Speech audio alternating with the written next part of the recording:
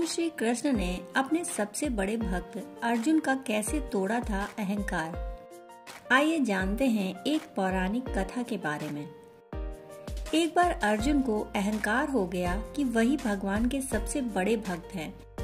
उनकी इस भावना को भगवान श्री कृष्ण ने समझ लिया। अर्जुन का अहंकार तोड़ने के लिए एक दिन भगवान उन्हें अपने साथ भ्रमण पर ले गए। भ्रमण करते समय उन दोनों की मुलाकात एक गरीब ब्राह्मण से हुई। उस ब्राह्मण का व्यवहार थोड़ा विचित्र था। वह सूखी घास खा रहा था और उसकी कमर से एक तलवार लटक रही थी। अर्जुन हैरान हो गए। उन्होंने उस ब्राह्मण से पूछा, आप तो अहिंसा के पुजारी हैं।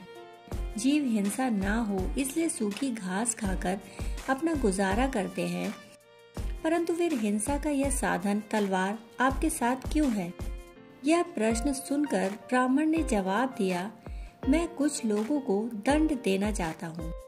अर्जुन ने उत्सुक होकर फिर प्रश्न किया, हे महात्मन, आपके शत्रु कौन हैं? ब्राह्मण ने उत्तर दिया, मैं 4 व्यक्तियों को ढूंढ रहा हूँ जिन्होंने मेरे भगवान को परेशान किया है, ताकि उन्हें उनके कर्मों का दंड दे सकूं। अर्जुन ने फिर पूछा, वे 4 लोग कौन हैं? ब्राह्मण ने कहा, सबसे पहले तो मुझे नारद जी की तलाश है। नारद मेरे प्रभु को विश्राम नहीं करने देते, हमेशा भजन कीर्तन कर उनको जगाए रखते हैं। उसके बाद मैं द्रौपदी से भी अत्यंत नाराज हूँ।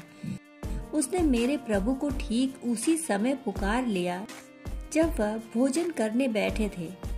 उन्हें उसी समय भोजन छोड़कर उठना पड़ा ताकि पांडवों को महर्षि दुर्वासा ऋषि के शाप से बचा सकें। इतना ही नहीं, द्रौपदी ने मेरे आराध्य को झूठा भोजन खिला दिया। अर्जुन ने पूछा, आपका तीसरा शत्रु कौन है? ब्राह्मण ने उत्तर दिया, वह है हृदयहीन प्रहलाद। उस धृष्ट के कारण मेरे भगवान को गरम तेल के कड़ाहे में प्रवेश करना पड़ा, हाथी के पैरों तले कुचला जाना पड़ा और अंत में खंबे से प्रकट होने के लिए विवश होना पड़ा। और मेरा चौथा शत्रु है अर्जुन।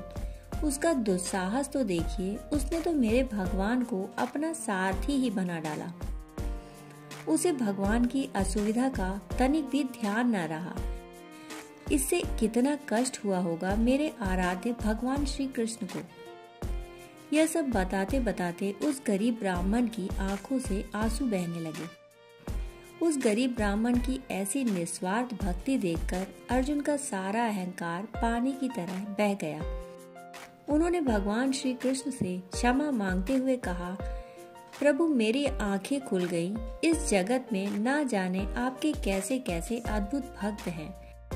मैं तो उनके आगे कुछ भी नहीं। यह सुनकर भगवान श्री कृष्ण मुस्कुराते हुए बोले, पार्थ यह तो कुछ भी नहीं।